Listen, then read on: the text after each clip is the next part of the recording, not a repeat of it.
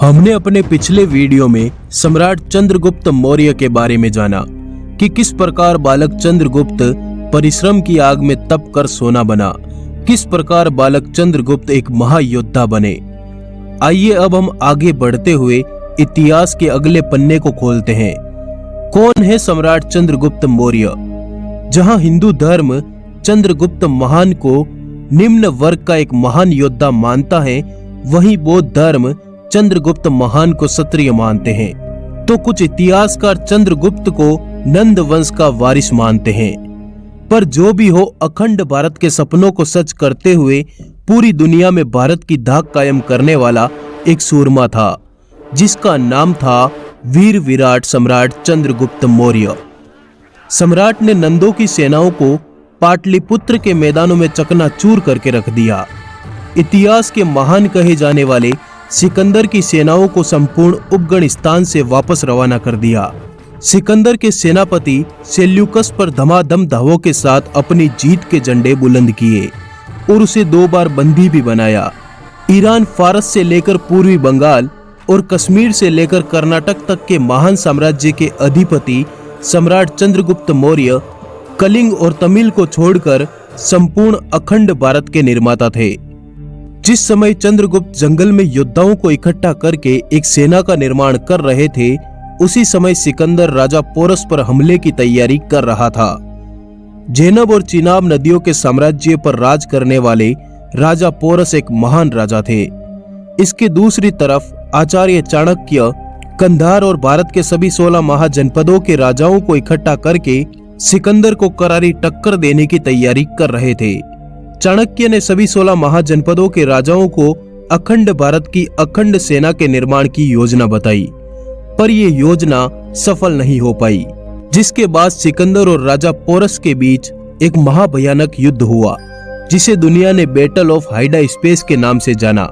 यूनानी लेखों के अनुसार इस भयानक युद्ध के बाद राजा पोरस ने आचार्य चाणक्य से दोस्ती का हाथ बढ़ाया। तभी चाणक्य ने पुरु को अपने वीर शिष्य चंद्रगुप्त मौर्य से परिचित करवाया। ईसा के जन्म के 323 साल पहले सिकंदर की मृत्यु हो गई, पर इस समय तक सिंधु, कंधार, ईरान और पंजाब के कई बड़े हिस्सों पर सिकंदर के सेनापतियों का कब्जा था। और इसी मौके के इंतजार में बैठे चंद्रगुप्त मौर्य अपनी छोटी सी सेना के साथ पंजाब के यूनानी सैनिकों पर धावे बोलना शुरू कर दिया। कहा जाता है कि चंद्रगुप्त ने इन यूनानियों पर लगातार हमले करने शुरू कर दिए, जिसके बाद यूनानियों ने पंजाब के इलाके को खाली कर दिया। इसी के बाद संपूर्ण पंजाब पर चंद्रगुप्त मौर्य का शासन स्थापित हो गया। इतिहास में इस घटना को चंद्र राज्य रोहण के नाम से जाना जाता है।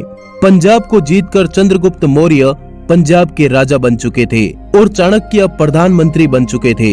यही अपनी पहली जीत के बाद चाणक्य ने अखंड भारत का बिगुल फूका और इसी के साथ वीर विराट चंद्रगुप्त मौर्य ने पंजाब में एक शक्तिशाली सेना की स्थापना की। इसी महासेना के साथ 322 ईसा पूर्व चंद्रगुप्त मौर्य ने मगध की राजधानी पाटलिपुत्र पर सीधा हमला कर दिया। इस महायुद्ध में नंद वंश के राजा धनानंद का वध कर दिया गया। इसी के साथ वीर विराट चंद्रगुप्त मौर्य ने संपूर्ण पाटलिपुत्र पर अपनी विजय पताका फहराई। यहीं से मौर्य वंश की शुरुआत के साथ चंद्रगुप्त मौर्य का राज्याभिषेक किया गया। इसी के साथ चंद्रगुप्त मौर्य ने पूर्व से पश्चिम और उत्तर से दक्षिण में अपने कई सैनिक अभियान भेजे और इन्हीं लगातार जीतों के बाद मौर्य साम्राज्य लगातार फैलता जा रहा था। वहीं चंद्रगुप्त अब सम्राट चंद्रगुप्त मौर्य बन चुके थे।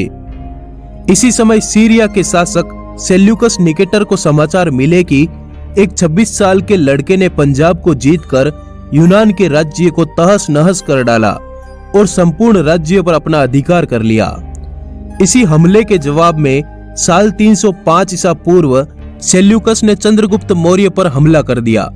इसी हमले में चंद्रगुप्त मौर्य ने सेल्यूकस की सेनाओं पर ताबड़तोड़ धावा बोला।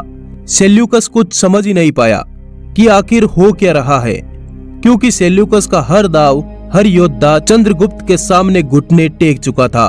ये सेल्यूकस के इतिहास की सबसे करारी हार सिद्ध हुई। इतिहास में इसी घटना को शिकारी का खुद शिकार बन जाना कहा गया।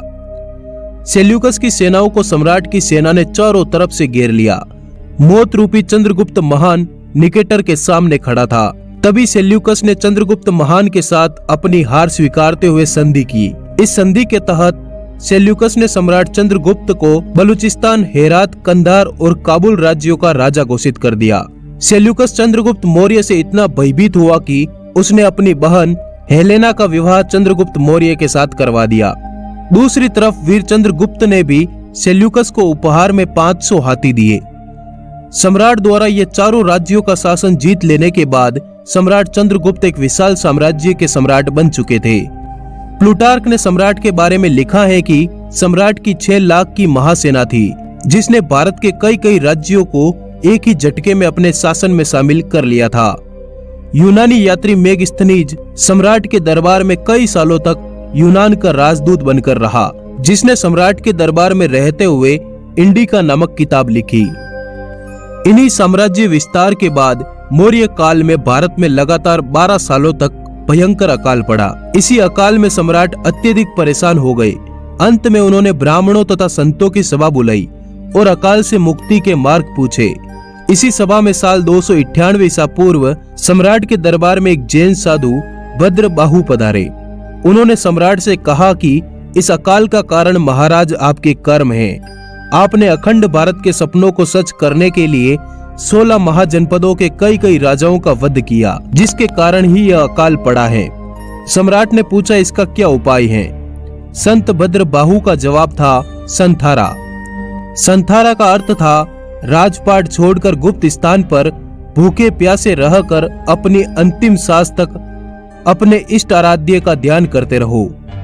इसी के साथ साल 298 ईसा पूर्व सम्राट चंद्रगुप्त मौर्य ने जैन मुनि भद्रबाहु से जैन धर्म की दीक्षा लेकर अपना राजपाट अपने पुत्र बिंदुसार को सौंपते हुए संथारा व्रत के लिए कर्नाटक के जंगलों की तरफ निकल गए। इस तरह से सम्राट ने अखंड भारत पर एक छत्र शासन स्थापित किया, लेकिन वे दक्षिण भारत के कलिंग और तमिल को कभी नहीं जीत पाए। पर इन्हीं सम्राट चंद्रगुप्त मौर्य के पोते सम्राट अशोक ने अपने दादा का सपना पूरा करते हुए अंत में कलिंग विजय कर लिया था। धन्यवाद दोस्तों, जुड़े रहिए।